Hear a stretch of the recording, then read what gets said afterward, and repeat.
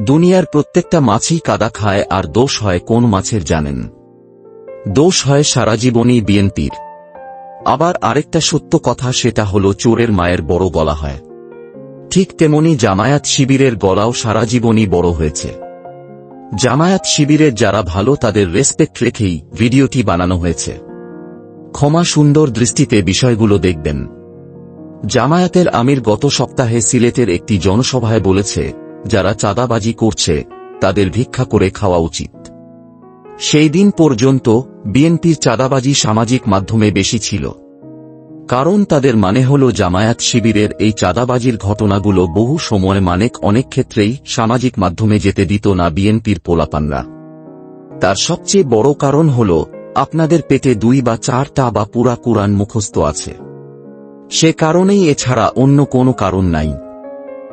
সেজন্যই বিএনপি তাদের যথেষ্ট সম্মান করত, কিন্তু এখন আর হয়তো করছে না। তাই জামায়াতের সকল চাঁদাবাজির খবর বের হয়ে আসছে প্রতিদিন। সেটা বাস, টেম্পু, রিকশা, ভ্যান স্ট্যান্ড এবং হাট বাজার, দোকানের চাঁদাবাজি, জমি দখলবাজি সামাজিক মাধ্যমে চলে আসছে। বাংলাদেশের মানুষ জানে জামায়াতের আমির আনলিমিটেড একজন ভালো মানুষ। তার মুখে এই কথাটা মানায় না। যা হোক, চলুন আমরা মূল ভিডিওটি দেখার চেষ্টা করি।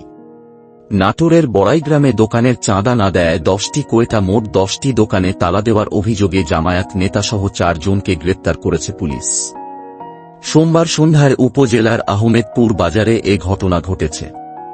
ভুক্তভোগী মানে হল যার দোকান, সে জাহাঙ্গীর আলম বাদী হয়ে 6 জনকে আসামি করে বড়াইগ্রাম থানায় মামলা দায়ের করেন। এরপর পুলিশ তাদেরকে গ্রেপ্তার করেছে।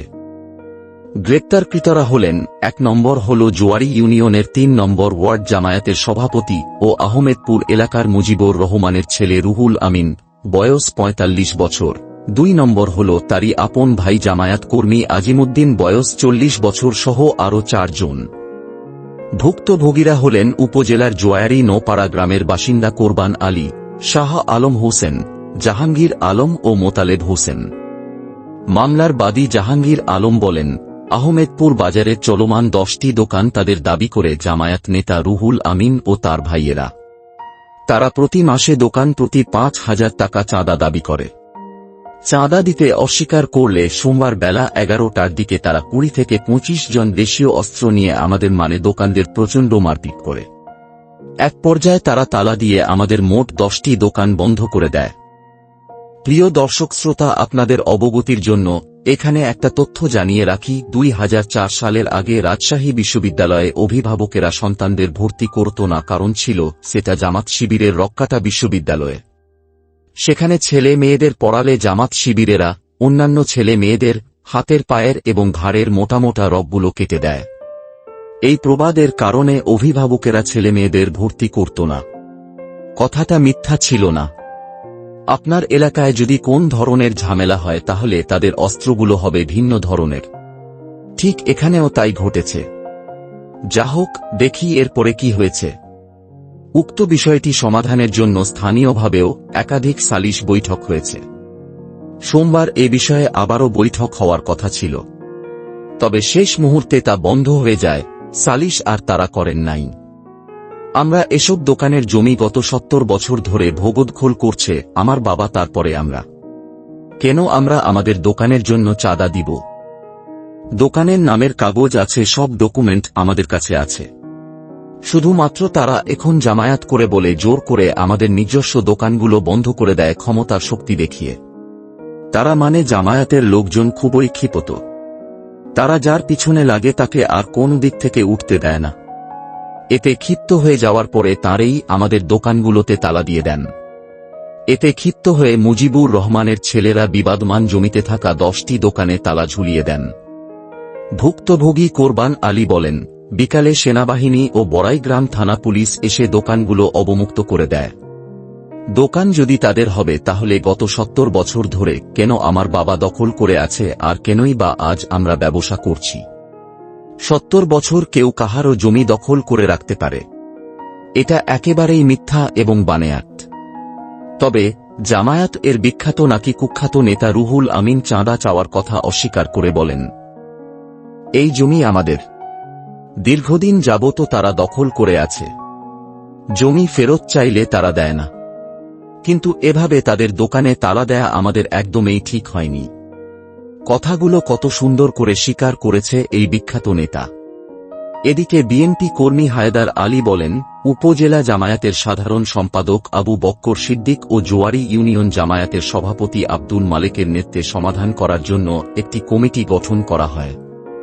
সেখানে উভয় পক্ষই জামানত বাবদ 15,000 করে টাকা জমা দেয়। কিন্তু তারা সেটি মানে না। কারণ সে তো এখন জামায়াতের নেতা, তার অনেক হেডম এখন। তাই তারা বলছে সেজন্য জামায়াত নেতা দোকানগুলো দখল করেছে। কিন্তু সেটিও আমাদের ঠিক হয়নি। বড়াইগ্রাম থানার অফিসার ইনচার্জ গোলাম সারওয়ার হোসেন জানান, জাহাঙ্গীর আলম নামের এক ভুক্তভোগী থানায় মামলা করেছেন। আসামিদের মঙ্গলবার দুপুরে আদালতে সোপর্দ করা হয়েছে। এদিকে এই ঘটনার মাত্র কয়েকটা দিন আগে সেই নাটোরে জামায়াত বিএনপির সংঘর্ষ 10 জন আহত হয়েছে। ওদিকে রাজশাহী বিশ্ববিদ্যালয়ের ভিসি প্রভিসি ও জামায়াতের মানুষ। কথা হলো কোথায় তারা দখল করে নাই? হাটে, ঘাটে, মাঠে, বাড়িতে, স্কুল কলেজ বিশ্ববিদ্যালয়ে সব জায়গা তারাই দখল করে আছে। আপনারা পরিষ্কার বুঝতে পারছেন দেশটা নামে মাত্র শাসন করছে ইউনূস সরকার। আসলে দেশটাতে ছায়া সরকার হিসাবে কাজ করছে জামায়াত সরকার। আপনারা অবশ্যই স্বীকার করবেন যে গত 20 বছরে জামায়াতের ভোট অবশ্যই বেড়েছে, এটা পানির মতো পরিষ্কার বা সত্য। তার মানে তো এই নয় যে তারা 35% বা 40% ভোট পাবে। তাদের আগে ভোট ছিল 12% থেকে 15%, আর এখন সেটা বৃদ্ধি পেয়ে টাকা পয়সা খরচ করে এবং ইসলামের দোহাই দিয়ে ইসলামের কসম দিয়ে ইলেকশনের সময় পাবে মাত্র 25%। যদি সম্ভব হয় কথাগুলো খুব অ্যানালাইসিস করে আপনাদের সামনে উপস্থাপন করা হচ্ছে। তবে হ্যাঁ, দেশ এই ধারায় চললে তারা 2037 সালে ক্ষমতায় আসার সম্ভাবনা আছে। যতই কিছু কিছু জনগণ মনের দুঃখে বলছে হাসিনা খালেদা দুইটাকেই ভোট দিয়ে দেখেছি, এবারে একবার জামায়াত দলকে দিয়ে দেখি। এই পার্সেন্ট কতজন জানে? 3 বা 4%। এরা ঠিক ভোটের দিন সকালে নিজেরাই বলবে জামায়াতকে ভোট দিয়ে যদি পাস করতে না পারে তাহলে বিএনপির লোকজন আগামী 5 বছর আমাদের কোন হেল্প বা সহায়তা করবে না। আর যদি বিএনপিকে আমার ভোটটা আমি দিই তাহলে তারা পাস করবেই, আর আগামী 5 বছর একটু হেল্প পাইতে পারি। এভাবেই এবারের ভোটে বিএনপি জয়লাভ করবে। এই যে এনসিপি এত লাফাইতেছে, তারা কয়টা সিট পাবে জানেন? তারা 2 থেকে 3টা আসন পাইতে পাগল হয়ে যাবে। ভিডিওটি যদি আপনাদের দেখার পরে কোন পয়েন্ট মনের মধ্যে কষ্ট লাগে তাহলে অবশ্যই কমেন্টে লিখে দিবেন। আর যদি ভালো লাগে তাহলে আপনার কাছে অনুরোধ নয়, একটাই দাবি, চ্যানেলটি এখনই সাবস্ক্রাইব করেন। আর আগেই যারা সাবস্ক্রাইব করেছেন তাদের জন্য দোয়া রইল। সবাই ভালো ও সুস্থ থাকবেন, সকলের জন্য দোয়া করবেন এবং প্রতিবেশীদের নিয়মিত খোঁজ নিবেন। আল্লাহ হাফেজ।